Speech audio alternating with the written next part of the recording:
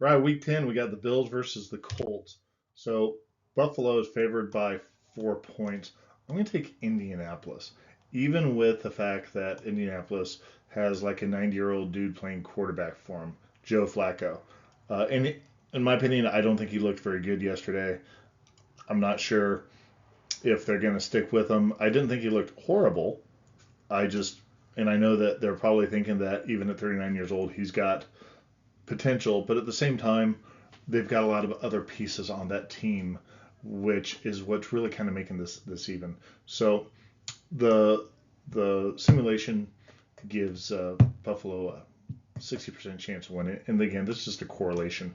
So again, you can get more data here. The correlation, I believe, is correlates to what the Vegas model uses as well. So they're going to come up with what they think is the probability they win, and then correlate that to a point spread, and then they might make some changes from there.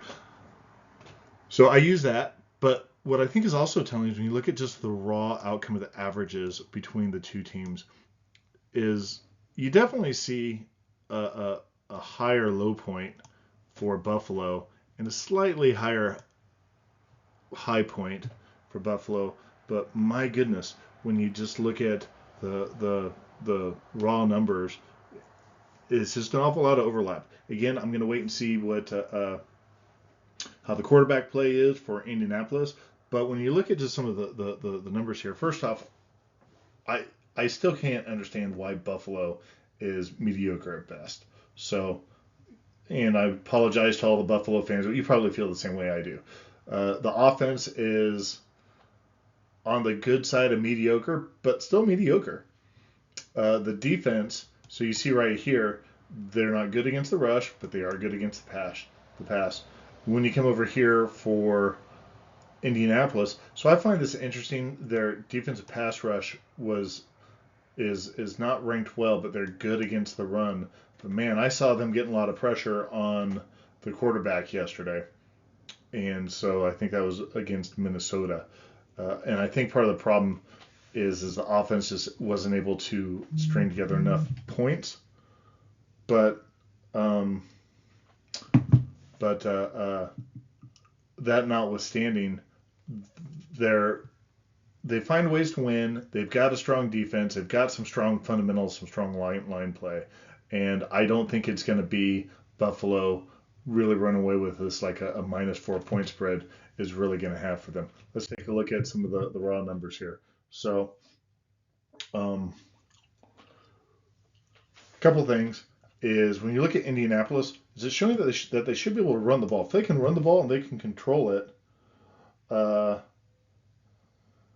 then that gives them a really good chance to keep it close. All right. The passing game, and again, I look at this and kind of go, there's no reason why any offense with Josh Allen should be throwing about the same as what either of the quarterbacks are, any of the quarterbacks are with Indianapolis. But the one thing I would point out is you see some of these high numbers. Josh Allen, again, I think he's the second best quarterback in the NFL, and I think Patrick Mahomes is undoubtedly, clearly a number one, well above that. But to be a solid number two, that dude can pass. But at the same time, when you come over here to the right, he's going to throw his fair share of interceptions. We saw interceptions yesterday with both with Indianapolis as well. Definitely having a hard time predicting the quarterback. I think part of that too is when you have a quarterback like Anthony Richardson, he's going to evade sacks with being able to run, and he's going to run into sacks as well. He's going to run into turning the ball over, which we see some of that over here. And again, with Josh, I don't know how many the fumbles are Josh Allen. I just don't think he's. I think he's loose with the ball. That's going to be a problem. But if you look at this, both teams they have a fair amount of that explosion with some propensity for that high amount there, especially with that outlier there for Buffalo. You can see that, but man, there's times with Buffalo you look at them and just go, man, they just can't seem to get it in gear. So it depends on which Buffalo team comes out. I do think Indianapolis is better than what the record suggests. I think they're looking to find that quarterback, and uh, they don't have it. that for sure.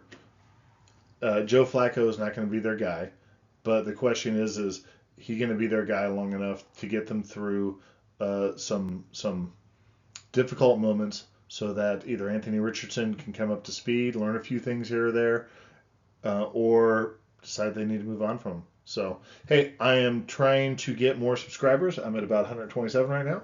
So, if you like what you listen to, come down to the bottom right and subscribe. Drop me a note. Again, I don't do every game every week. So if you want me to do a game, let me know. I do the analysis on all of them. I run the simulation on all of them. I just don't necessarily do the YouTube show for all of them. So if there's one you really want me to do, let me know. So anyhow, have a good week and enjoy the games next week.